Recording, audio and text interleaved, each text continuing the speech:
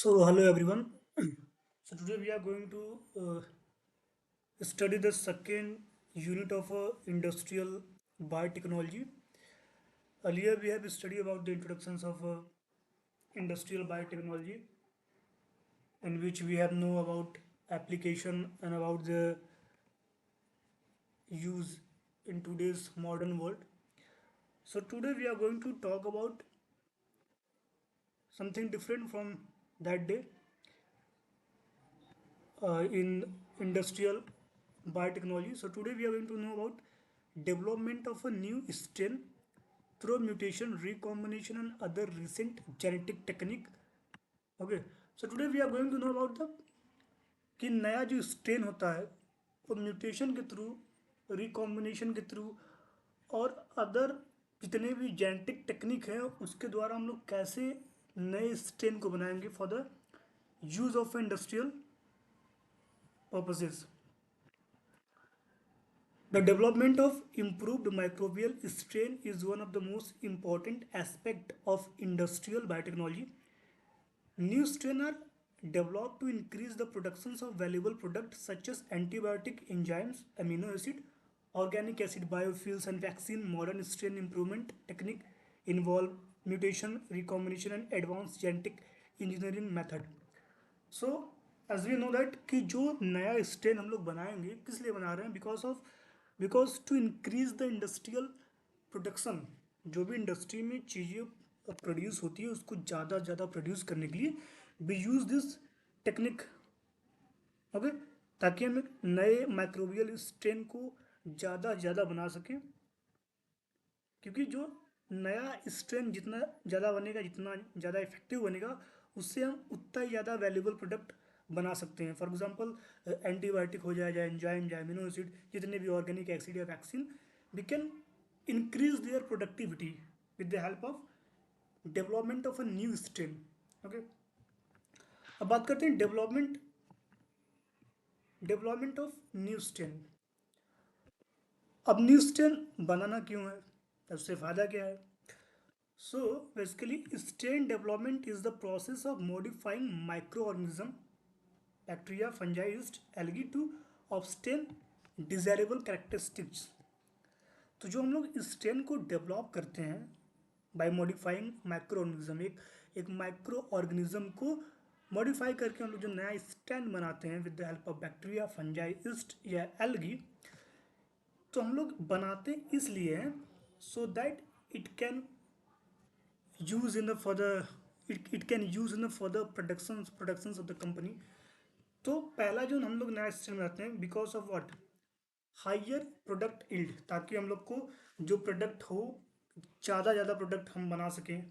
ठीक है, and the new strain is also helpful for what, faster growth के लिए, बेटर सबस्ट्रेट यूटिलाइजेशन के लिए, रेसिस्टेंट टू द कंटामिनेशन, जितने भी चीज़ खराब कर रहे हैं उस प्रोडक्ट को, जितने भी कंटामिनेट कर रहे हैं उन प्रोडक्ट को, उसके उसके ऊपर रेसिस्टेंट का काम करने के लिए, for working as a resistant, tolerance to high temperature, pH और टॉक्सिक कंपाउंड.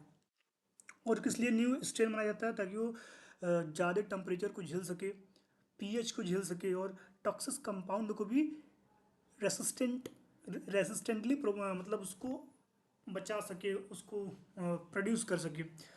और लास्ट क्या है, इम्प्रूव प्रोडक्ट क्वालिटी. और जाहिर सी बात है, जब भी आप एक नया स्ट्रेन लेकर कुछ नया मैन्युफैक्चर करेंगे तो आपकी प्रोडक्टिविटी भी और प्रोडक्ट की क्वालिटी भी इंक्रीज होगी. तो आई थिंक स्ट्रेन सबको पता है कि स्ट्रेन क्या होता है. Development of new strain with the help of genetic, like कोई बैक्टीरिया है माइक्रोबिक, उसको हम लोग मॉडिफाई करते हैं ताकि उससे क्या हो, हमारा इंडस्ट्रियल प्रोडक्शन में बढ़ोतरी हो. Okay, so now strain improvement through mutation. अब बात करते हैं कि स्ट्रेन को हम लोग इम्प्रूवमेंट कैसे कर सकते हैं म्यूटेशन के थ्रू. तो as we know that what is meaning of mutation. Mutation is a sudden changes of a gene, sudden change of a genetic material in any kind of microbes, fungi या bacteria. तो जब भी हम strain को improve करते हैं through mutation से, तो क्या होता है, as we know, mutation is sudden heritable change in DNA sequences of an organism. Mutation create genetic variation that can be exploited to select improve industrial strain. तो हम लोग को पता है म्यूटेशन क्या होता है, सडन चेंज होता है जीन में, डीएनए में, ताकि हम एक नई वेरिएशन को बना सके और जिसको हम लोग ज़्यादा ज़्यादा यूज कर सके इंडस्ट्रीज में फॉर इंक्रीजिंग आवर प्रोडक्शन। अब बात करते हैं म्यूटेशन कितने टाइप के होते हैं। So first one is spontaneous mutation, second one is induce mutation. ठीक है, तो सबसे पहले बात करते हैं स्पॉन्टेनियस म्यूटेशन के बारे में। स्पॉन्टेनियस मतलब क्या होता है, एकाएक occur naturally due to error during DNA replication. तो जो स्पॉन्टेनियस म्यूटेशन होता है ये नेचुरली अकर करता है अपने आप ही इन्वायरमेंट में, occur naturally due to the error during DNA replication. DNA जब रेप्लिकेट करता है तो अपने आप ही क्या करता है, अकर हो जाता है। अब स्पॉन्टेनियस जो म्यूटेशन होता है इसका फ्रीक्वेंसी क्या होता है, लो होता है, इसकी फ्रीक्वेंसी क्या होती है, काफ़ी लो होती है, मतलब हमेशा नहीं होती होगी, कभी कभी हो जाता होगा। Example naturally occurring antibiotic resistant bacteria. तो स्पॉन्टेनियस म्यूटेशन क्या होता है कि डीएनए में सडन चेंजेस होता है but with the help of what, replication, अपने आप हो जाता है। तो इसकी फ्रीक्वेंसी क्या होती है, लो होती है। और ये जैसे कभी कभी अपने आप ही कोई ऐसी एंटीबायोटिक रेसिस्टेंट बैक्टीरिया स्टेन में आ जाता है जो बैक्टीरिया को एंटीबायोटिक प्रोवाइड करता है या रेसिस्टेंट प्रोवाइड करता है विद सडन टेम्परेचर या किसी और चीज़ से। ओके, अब बात करते हैं इंड्यूस म्यूटेशन क्या होता है। इंड्यूस म्यूटेशन, तो इंड्यूस मतलब होता है खुद से इंड्यूस करना, टू इम्प्लीमेंट। स्पॉन्टेनियस मतलब अपने आप हो जाना, इंड्यूस मतलब to it is implemented by someone else. Induce मतलब खुद से इंड्यूस करना। तो क्या होता है, आर्टिफिशियली प्रोड्यूस यूजिंग फिजिकल और केमिकल म्यूटेशंस। तो ये आर्टिफिशियली मतलब इंसान के द्वारा होता है म्यूटेट या म्यूटेजन। सो फिजिकल म्यूटेजन क्या होता है, physical mutagen is like ultra violet UV radiation. जो भी अल्ट्रा वायलेट यूवी रेडिएशन होता है फिजिकल म्यूटेजन में आता है। X-ray, gamma rays, this all are physical mutagen. मतलब कि जो भी म्यूटेशन अल्ट्रा वायलेट रेडिएशन के थ्रू, एक्सरे के थ्रू या गामा रे के थ्रू होता है, this is comes under physical mutagen and basically it is done by artificial method. अब बात करते हैं केमिकल म्यूटेजन के बारे में। केमिकल म्यूटेजन क्या होता है, जैसे ethyl methane sulfonate. Okay, ethyl methane sulfonate का यूज करें या फिर नाइट्रस एसिड का यूज करें तो इसकी वजह से भी म्यूटेशन हो जाता है। Nitrous, so you have to remember this all the three names, ethyl methane sulfonate, nitrous acid, N methyl N nitro N nitro nitroso guanidine, sorry for the pronunciation, N methyl N nitro N nitroso guanidine, NTG इसको बोलते हैं। अब बात करते हैं इसके procedure की। इसका प्रोसीजर कैसे होता है, expose microbial culture to mutagen. Microbial culture को म्यूटेजन में एक्सपोज करना पड़ेगा। Allow recovery, screen thousands of colonies, select mutagen with desired trait, select mutant with the desired trait. अब एडवांटेज क्या होता है, सिंपल एंड इनएक्सपेंसिव, सिंपल है, ज़्यादा महंगा भी नहीं है। वाइडली यूज इन इंडस्ट्री में यूज़ काफ़ी अधिक मात्रा में होता है। Produce stable high yield strain, और क्या करता है, जो प्रोड्यूस होता है उसको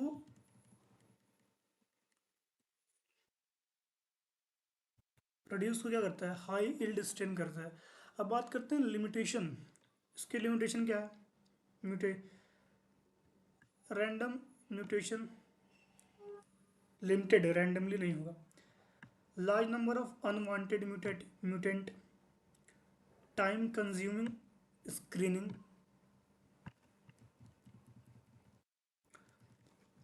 बात करते हैं स्ट्रेन इम्प्रूवमेंट थ्रू रिकॉम्बिनेशन।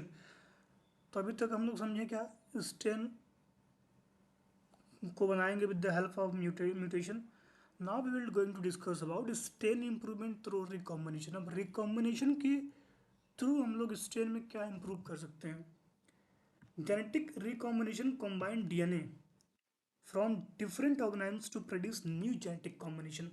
तो रिकॉम्बिनेशन जेनेटिक टेक्निक क्या होता है, जिसमें हम लोग दो अलग अलग जेनेटिक को उठाएंगे और उसको मिलाकर एक नया जेनेटिक कॉम्बिनेशन प्रोड्यूस करेंगे. ठीक है. तो रिकॉम्बिनेंट जेनेटिक क्या करता है कि दो अलग अलग जेनेटिक हम लोग उठाएंगे और उसको मिला के एक नए जेनेटिक मेथड को प्रोड्यूस करेंगे. तो इसमें जैसे ट्रांसफॉर्मेशन है. कैसा? Uptake of a free DNA by bacterial cell. किसी बैक्टीरियल सेल का डीएनए निकाल लें freely and then we will use it.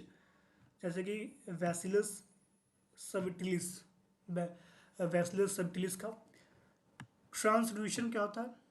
ट्रांसड्यूशन DNA transferred by bacteriophages.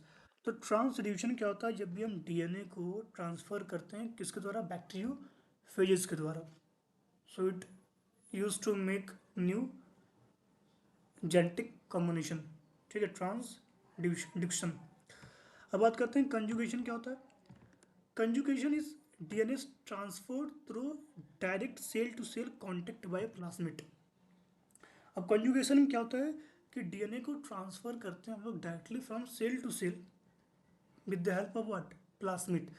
Conjugation में हम लोग डीएनए को ट्रांसफर करते हैं directly from cell to cell with the help of plasmid.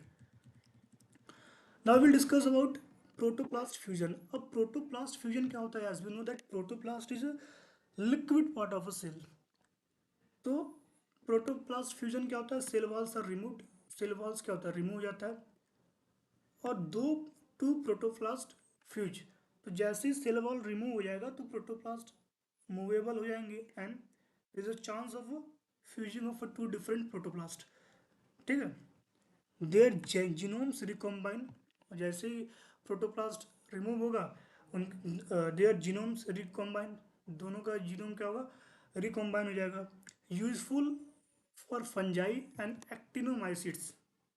तो प्रोटोप्लास्ट फ्यूजन फंजाई के लिए काफ़ी यूजफुल है एंड एक्टिनोमाइसिट्स की. Now will going to talk about advantage. What are the advantage of a recombination of a genetic to form a new strain. Recombination के through जो नए genetic method को हम लोग प्रोड्यूस करेंगे उसका एडवांटेज क्या है. Advantage is same as everyone. Combine useful genes from different strain. हम लोग क्या करते हैं, आप अलग अलग अलग अलग जीन अलग अलग जगह से उठा के हम लोग एक कॉम्बाइन नया स्ट्रेन को प्रोड्यूस करते हैं. Produce improve industrial micro organism. और जो भी माइक्रो ऑर्गेनिज्म इंडस्ट्रीज के लिए चाहिए होता है उसमें हम लोग क्या करते हैं, इंप्रूवमेंट करते हैं. So we improve and achieve new micro organism. Increase metabolic efficiency. Metabolic जो केमिकल रिएक्शंस होते हैं उसको इंक्रीज करने की एफिशिएंसी बढ़ा देता है. So this is all about recombinant DNA to make new genetic material. अब बात करते हैं recombinant DNA technology. Recombinant DNA technology introduce specific gene into microorganism. अब जो रिकॉम्बिनेंट डीएनए टेक्नोलॉजी होती है इसमें क्या करते हैं हम लोग, रिकॉम्बिनेंट डीएनए टेक्नोलॉजी के तहत हम लोग एक माइक्रो ऑर्गेनिज्म में एक नया जीन को ऐड करते हैं, इंट्रोड्यूस करते हैं. और जैसे उसको एक माइक्रो ऑर्गेनिज्म में नया जीन को इंट्रोड्यूस करते हैं तो वहाँ पे माइक्रो ऑर्गेनिज्म में बहुत सारे चेंजेस आ जाते हैं, वेरिएशन आ जाते हैं. So what are the step of recombinant DNA technology. तो रिकॉम्बिनेंट डीएनए कैसे करते हैं, now we going to know about the steps for that. So first of all we will isolate the desire gene. अब जिस चीज़ का gene हमें चाहिए उसको हम लोग क्या करेंगे, आइसोलेट कर लेंगे. ठीक है. With the help of what, cut DNA using restriction enzyme. अब जो जीन जो हम लोग को डिज़ायरेबल जीन है उसको हम लोग ले लेंगे और उसको हम लोग कट करेंगे किससे, रेस्ट्रिक्शन एंजाइम से. उस डीएनए को हम लोग आइसोलेट करेंगे पहले and then we will cut it from by using restriction enzyme, ठीक। उसके बाद क्या करेंगे, insert gene into a plasmid vector, insert gene into a plasmid vector. तो पहले आइसोलेटेड जीन को हम लोग लेंगे, ठीक है, फिर उसको हम लोग काटेंगे किससे, रेस्ट्रिक्शन एंजाइम जो कि कैंची का काम करता है, उसको काटेंगे और फिर हम लोग उसको एक प्लाज्मिड वेक्टर में इंट्रोड्यूस करेंगे, ठीक है, प्लाज्मिड वेक्टर में क्या करेंगे, इंट्रोड्यूस करेंगे। फिर हम लोग उसको बनाएंगे क्या, ट्रांसफॉर्म होस्ट सेल, क्या बनाएंगे, होस्ट सेल्स। तो हम लोग ट्रांसफॉर्म होस्ट सेल बनाएंगे इसके।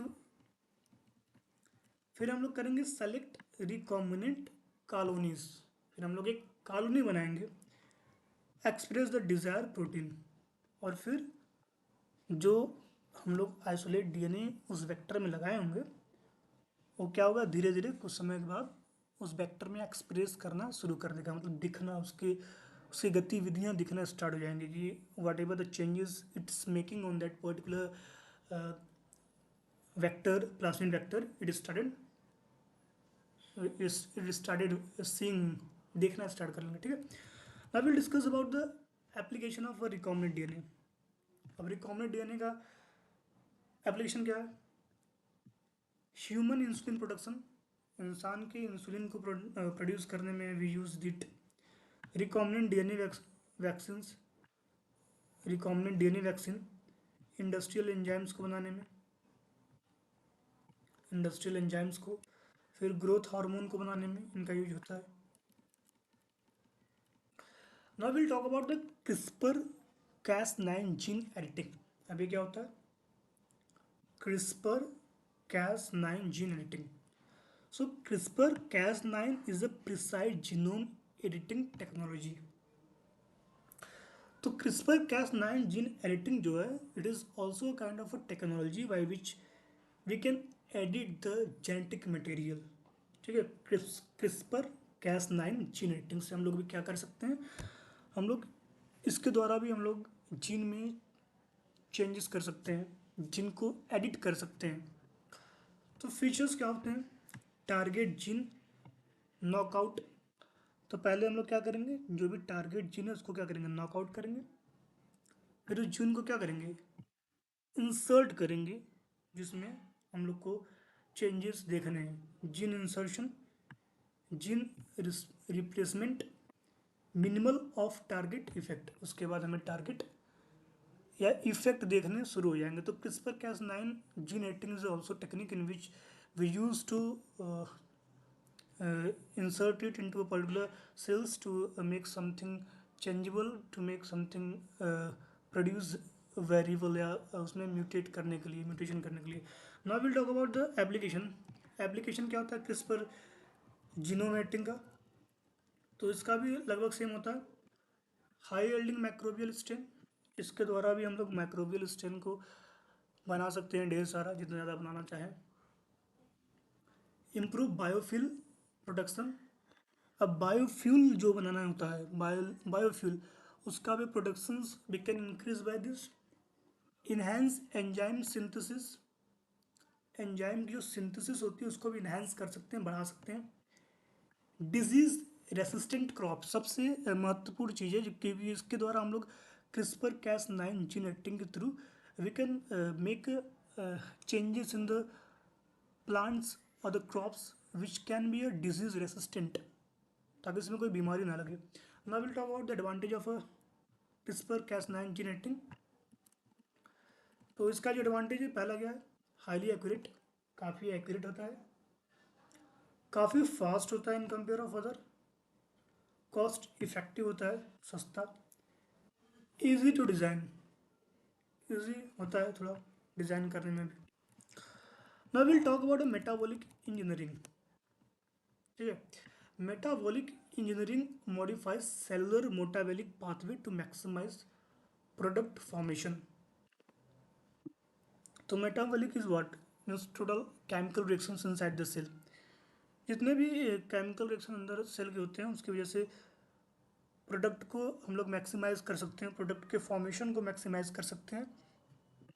सो इसकी स्ट्रेटजीज क्या होती है, ओवर एक्सप्रेस बेनिफिशियल जीन, तो हम लोग ओवर एक्सप्रेस करते हैं क्योंकि इससे क्या होता है, मैक्सिमाइज प्रोडक्ट फॉर्मेशन होता है, मैक्सिमम ज़्यादा से ज़्यादा प्रोडक्शन होता है। डिलीट कंपेटिंग पाथवे, जो कंपेटिंग पाथवे होता है उसके अंदर हम लोग उसको डिलीट कर देते हैं। इंट्रोड्यूस न्यू बायोसिंथेटिक पाथवे, एक नए बायोसिंथेटिक पाथवे को उसमें उसमें इंट्रोड्यूस करते हैं। ऑप्टिमाइज एंजाइम एक्सप्रेशन, और इसके बाद एंजाइम का एक्सप्रेशन ऑप्टिमाइज हो जाता है। Now what about the application of it, metabolic engineering. तो मेटाबॉलिक इंजीनियरिंग से हम लोग क्या बनाते हैं, एमिनो एसिड बनता है, organic acid, vitamins, antibiotic, biofuels. These are the applications of metabolic engineering. अब बात करते हैं सिंथेटिक बायोलॉजी के बारे में। सिंथेटिक बायोलॉजी क्या होता है? Synthetic biology design and construct entirely new biological system. तो सिंथेटिक बायोलॉजी में क्या होता है कि हम लोग एक नया डिज़ाइन और नया कंस्ट्रक्शन करते हैं बायोलॉजिकल सिस्टम में, अपने से कुछ अलग बनाते हैं। तो इसमें क्या क्या लगता है, आर्टिफिशियल मेटाबॉलिक पाथवे, अपने से आर्टिफिशियल मेटाबॉलिक पाथवे बनाते हैं जो कि ह्यूमन के द्वारा chemical reactions are responsible to takes place in the cells. And we use biosensor, bioplastics, bioplastic भी इसी से बनता है, ठीक है, सिंथेटिक, क्योंकि यहाँ पे हम लोग डिजाइन और कंस्ट्रक्शन दोनों करते हैं, किसके लिए, बायोलॉजिकल सिस्टम के लिए। फार्मास्यूटिकल प्रोडक्शंस भी करते हैं हम लोग बिकॉज ऑफ दिस ओनली। अब इसके एडवांटेज क्या है, precise control of a metabolism. तो जो मेटाबॉलिज्म होता है, total amount of chemical reactions ना पर्टिकुलर सेल, एक सेल के अंदर जो भी टोटल केमिकल रिएक्शंस होता है उसको हम प्रिसाइजली कंट्रोल करते हैं with the help of what, synthetic biology. Productivity लगभग सब में बढ़ती है, this universal truth, because as we are studying industrial biotechnology, तो मेन मोटो इज दैट कि we have to produce maximum number of a product. Okay, तो लगभग सबसे जो प्रोडक्टिविटी होती है बहुत ज़्यादा होती है। Customize micro organism, so this are the advantage of it. अब बात करते हैं एडेप्टिव लेबोरेटरी एवोल्यूशन, लैब के अंदर जो एवोल्यूशन होता है।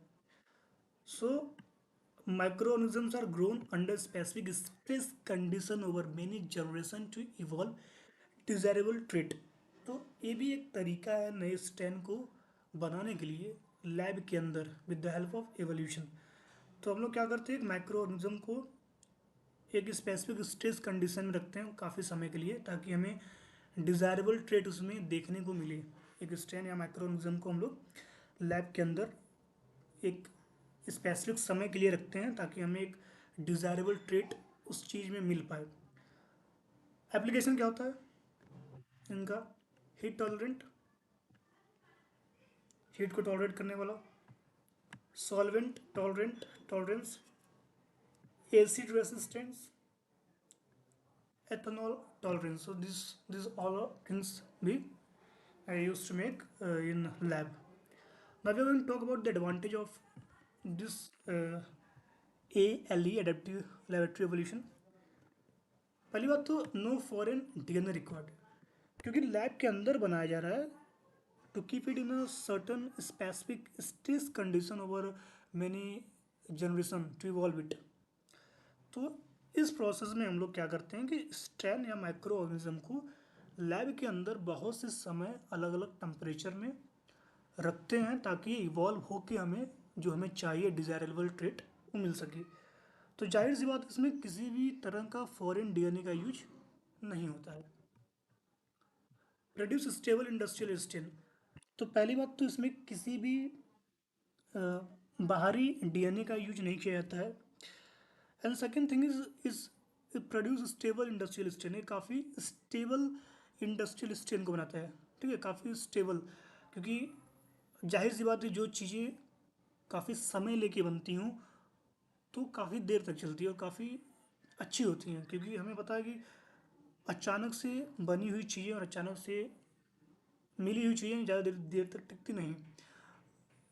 सो ये जो होता है, ये इसके अंदर काफ़ी स्टेबल इंडस्ट्रियल स्ट्रेन बनाता है और इसमें फॉरेन डीएनए का यूज नहीं होता है। Now will talk about genome shuffling. Genome shuffling क्या होता है? Genome shuffling is a combines of mutation and recombination. तो जीनोम सफलिंग जो होता है, इसमें म्यूटेशन का और रिकॉम्बिनेशन का दोनों का मिक्सचर होता है। Okay, got it. जीनोम सफलिंग में हम लोग म्यूटेशन और रिकॉम्बिनेशन दोनों को मिक्स करके, दोनों को मिला के एक नए चीज़ को बनाते हैं। समझ में आया? तो इसका प्रोसेस क्या है? Create mutant population. तो जाहिर सी बात है, जब म्यूटेशन और रिकॉम्बिनेशन दोनों यूज करके हम कुछ बनाएंगे तो वहाँ पे पॉपुलेशन बढ़ेगा, म्यूटेशन बढ़ेगा। तो वहाँ पे म्यूटेंट का जो पॉपुलेशन है काफ़ी ज़्यादा मात्रा में हमें म्यूटेशन यहाँ पे देखने को मिलता है, because this two things are made from foreign gene only, mutation और recombination. Perform repeated protoplast fusion.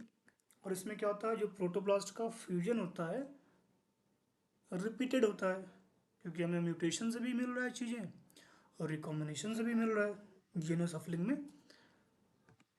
Screen for superior strain. Screen for superior strain. तो हमें यहाँ पे क्या होता है कि एक बढ़िया एक सुपीरियर स्ट्रेन को देखने को मिलता है, because in this process we are using both the technology, mutation and recombination both. तो यहाँ पे जो हम लोग को स्ट्रेन मिलता है काफ़ी सुपीरियर होता है। Now will talk about advantage. Rapid strain improvement. तो स्ट्रेन का काफ़ी ज़्यादा इम्प्रूवमेंट होता है इस प्रोसेस में। Multiple beneficial mutation combined. ढेर सारा म्यूटेशन होगा, क्योंकि म्यूटेशन और रिकॉम्बिनेशन दोनों है, तो ढेर सारा म्यूटेशन होगा तो हमें मल्टीपल बेनिफिशियल म्यूटेशन इसमें मिलेंगे देखने को। And the 10th one is